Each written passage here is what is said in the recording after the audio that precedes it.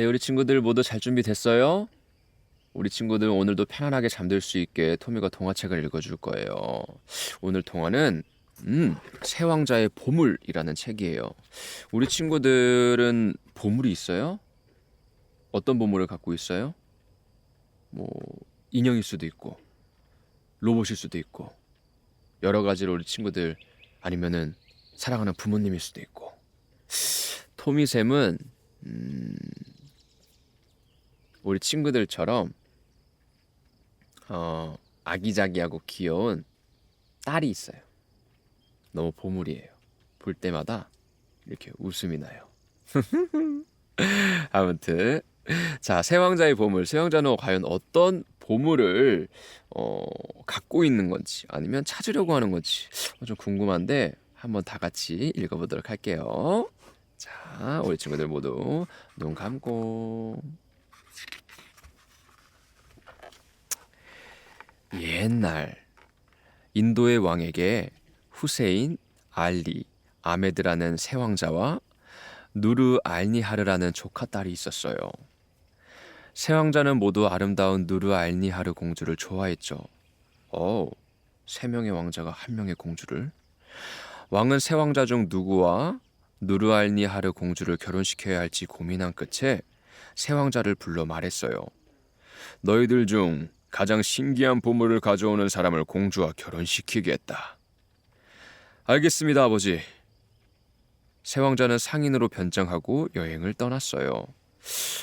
공주가 많이 이쁘긴 하네요. 봐보세요, 친구들. 이쁘죠? 예. 야, 이런 공주라면은 이렇게 경쟁할 만하죠. 자, 어쨌든 공주를 차지하기 위한 왕자의 모험. 자, 세 갈래 길에 이르자 후세인 왕자가 말했어요. 1년 후에 여기서 만나자꾸나. 세 왕자는 서로 무사히 돌아오기를 빌며 헤어졌죠. 후세인 왕자는 오랜 여행 끝에 비샹가르라는 나라에 도착했어요. 비샹가르. 후세인 왕자가 시장을 둘러보는데 한 상인이 양탄자를 들고 외쳤죠. 양탄자 사세요. 하늘을 나는 양탄자예요. 어디든지 순식간에 갈 수 있답니다. 후세인 왕자는 깜짝 놀랐어요. 아니, 양탄자가 하늘을 난단 말입니까? 사실이고 말고요. 못 믿으시겠다면 한번 타보세요. 그리고 가고 싶은 곳을 마음속으로 떠올려 보세요. 상인은 웃으면서 양탄자를 펼쳤어요. 후세인 왕자는 양탄자에 올라탄 뒤 자신이 묵고 있는 여관에 데려다 달라고 마음속으로 빌었죠. 그러자 양탄자는 하늘로 올라가더니 눈 깜짝할 사이에 여관에 도착했어요. 하하, 이럴 수가. 참으로 신기한 물건이네. 후세인 왕자는 얼른 양탄자를 샀어요. 이 양탄자를 가져가면 공주와 결혼할 수 있을 거야. 한편 둘째인 알리 왕자는 페르시아에 도착했어요. 알리 왕자가 시장을 구경하는데 한 상인이 상아로 만든 통을 들고 외쳤죠. 자, 망원경 사세요. 보고 싶은 것은 무엇이든 볼 수 있는 요술 망원경이랍니다. 아니, 그게 정말입니까? 하하, 궁금하면 직접 보시지요. 알리 왕자는 누르알니하르 공주를 떠올리며 망원경을 들여다보았어요. 그러자 시녀들에게 둘러싸인 채 웃고 있는 공주의 모습이 보였죠. 하하, 이토록 신기한 물건이 있다니? 알리 왕자도 얼른 요술 망원경을 샀어요. 요술 망원경. 토미한테는 친구들의 모습이 보이는 것 같은데요. 침대에 누워서 자고 있는 우리 친구들의 모습이. 오호. 그동안 막내인 아메드 왕자는 사마르칸드라는 나라에 도착했어요. 사마르칸드라. 다들 나라 이름이 어렵네. 아메드 왕자도 신기한 보물을 찾기 위해 시장으로 나갔어요. 그때 한 상인이 소리쳤어요.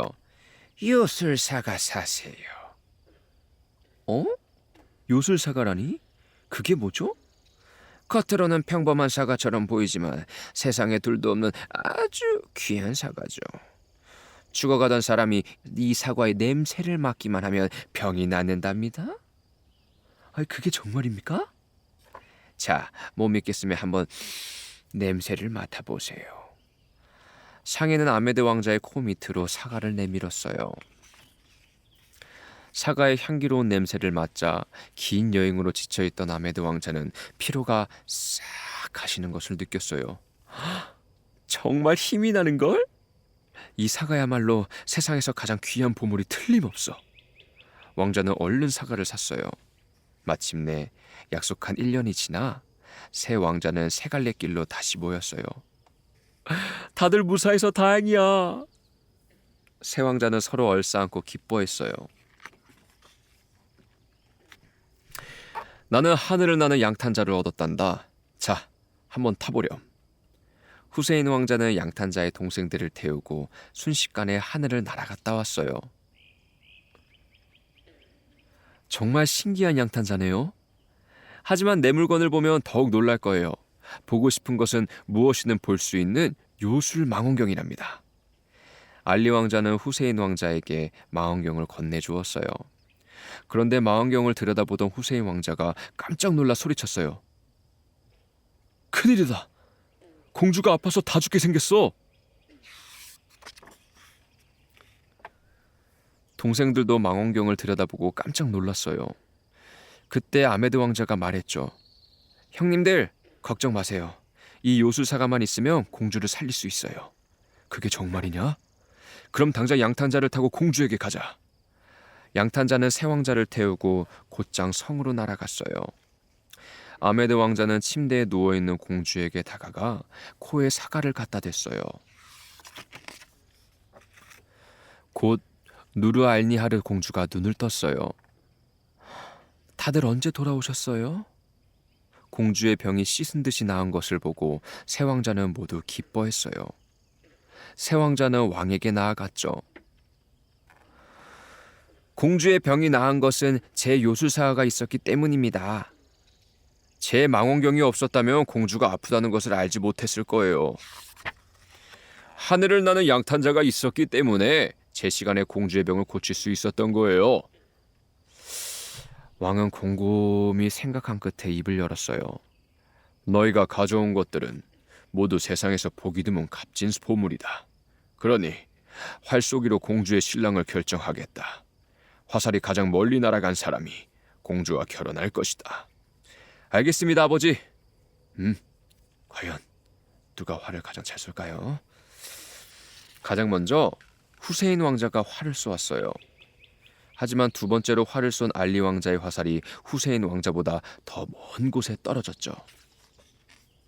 마지막으로 아메드 왕자가 활을 쏘자 화살은 더 힘껏 날아갔어요. 퓨!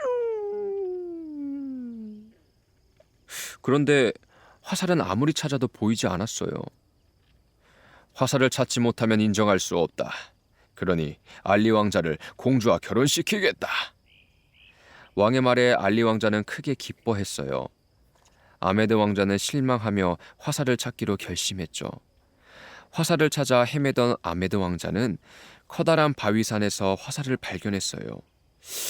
이렇게 멀리까지 화살이 날아오다니 이상한 일이야.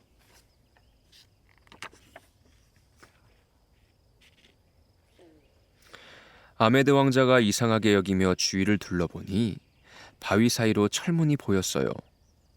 손으로 문을 밀자 문은 스르르 열렸죠. 캄캄한 동굴 안을 한참 걸어 들어가니 갑자기 환한 들판 위로 화려한 궁전이 나타났어요. 그리고 아름다운 공주가 시녀들과 함께 왕자에게 다가왔죠. 어서 오세요, 아메드 왕자님. 왕자는 깜짝 놀랐어요. 어떻게 저를 아시나요? 저는 마신의 딸인 페리바누 공주입니다. 이름이 다들 어렵네요. 페리바누. 왕자님에 대해서는 전부터 잘 알고 있었어요. 왕자님의 화살이 이곳으로 날아오게 된 것도 제가 한 일이죠. 왕자님과 결혼하기 위해서 말이에요.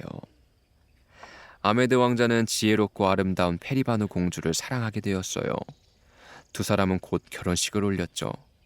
그리고 6달이 흘렀어요. 왕자는 아버지가 보고 싶은 마음이 간절해졌어요.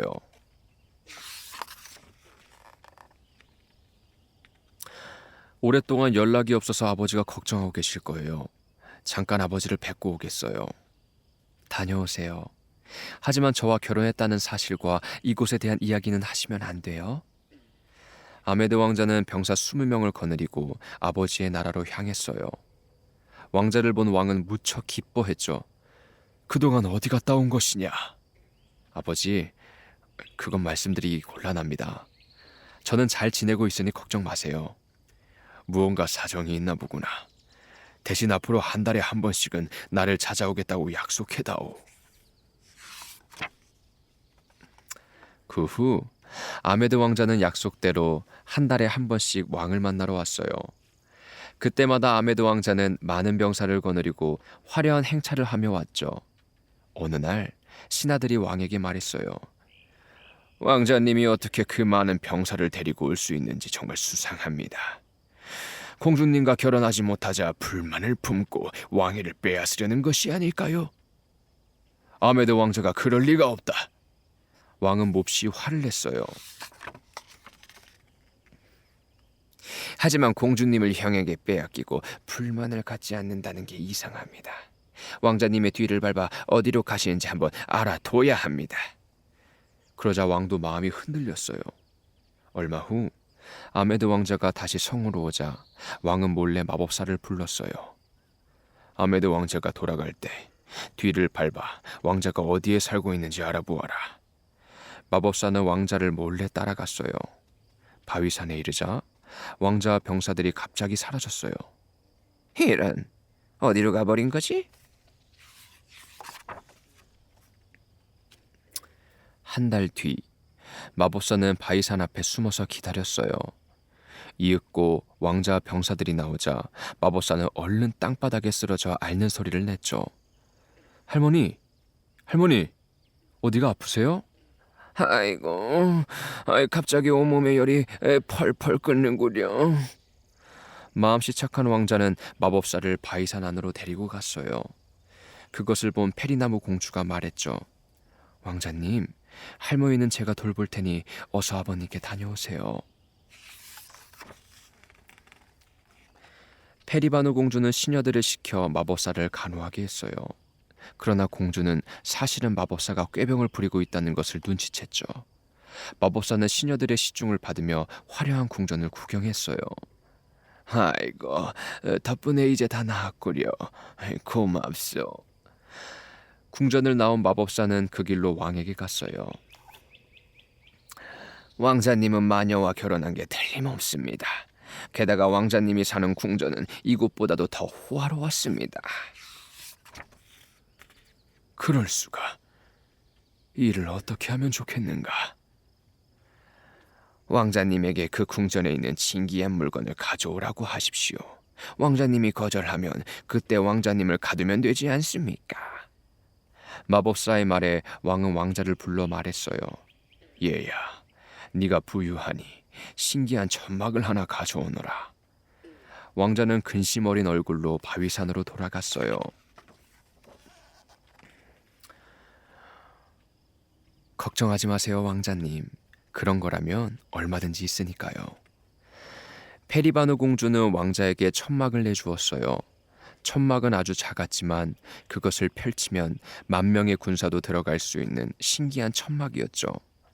왕자가 천막을 받치자 왕은 이번에는 신기한 샘에서 물을 떠오라고 말했어요. 하지만 이번에도 공주가 샘에서 물을 길어올 수 있는 방법을 알려주었죠.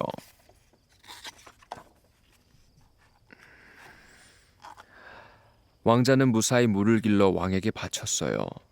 그러자 왕은 키는 작지만 수염은 길고 등에는 쇠뭉치를 친 곱사등이를 데려오라고 명령했어요. 왕자는 크게 낙담하며 바위산으로 돌아갔어요. 걱정 마세요. 그 사람은 바로 저의 오빠 샤이바르예요. 페리바누 공주가 주문을 외우자 정말 키가 작고 수염은 아주 긴 곱사등이 남자가 나타났어요. 공주는 샤이바르에게 이 모든 일이 못된 마법사가 꾸민 일이라는 것을 말했어요. 좋아, 내가 혼내주겠다. 아메드 왕자가 샤이바르를 데려오자 모두들 무서워 도망치기 바빴어요. 사이 바르는 못된 신하들과 마법사를 철봉으로 때려 눕히고는 벌벌 떠는 왕을 꾸짖었어요. 어리석은 왕 같으니라고. 간사한 신하의 말만 믿고 아들인 왕자를 믿지 못하다니. 잘못을 깨달은 왕은 아메드 왕자에게 왕위를 물려주었어요. 그 후 아메드 왕자는 페리바누 공주와 함께 나라를 다스리며 오래오래 행복하게 살았습니다. 야, 결국 아메드 왕자가 해피엔딩을. 자, 우리 친구들 재밌게 들었나요? 자, 이 천일야화라고도 하는 아라비안 나이트에 실린 이야기 200여 편의 작가는 한 명이 아니에요. 6세기 무렵 페르시아에서 모은 천의 이야기가 8세기 말 무렵까지 아랍어로 번역되었고, 여기에 바그다드라는 지방을 중심으로 인도, 이란, 이집트 등지에 여러 이야기가 덧붙여졌거든요. 이렇게 몇 세기에 걸쳐 전해 내려온 이야기를 1703년에 프랑스의 갈랑이라는 작가가 프랑스어로 번역해 책을 펴냈어요. 1885년에는 리처드 F. 버튼이 영어로 번역해 아라비안 나이트가 전 세계에서 널리 읽히게 되었답니다. 새양자의 보물은 아라비안 나이트에 실린 이야기 가운데 하나예요. 날아다니는 양탄자가 있다면 맨 먼저 어디에 가고 싶어요, 우리 친구들은? 또 새양자가 얻은 보물들 가운데 여러분이 가장 갖고 싶은 보물이 있나요? 그 이유가 무엇인지도 한번 생각해 볼까요? 토미샘은 양탄자를 갖고 싶어요. 그래서 하늘을 막 날아다니고 싶어요. 그러면 일본에 가서 아침으로 초밥을 먹고, 미국에 가서 점심으로 햄버거를 먹고, 저녁에 다시 한국에 와서 된장찌개를 먹는 그런 하루를 한번 보내보고 싶네요. 어쨌든 우리 친구들도 갖고 싶은 보물 왜 그런지 한번 생각하면서 한번 해봐도 좋을 것 같아요. 자, 그럼 우리 친구들 오늘도 잘 자고 다음 시간에 뵙도록 해요. 우리 친구들 안녕.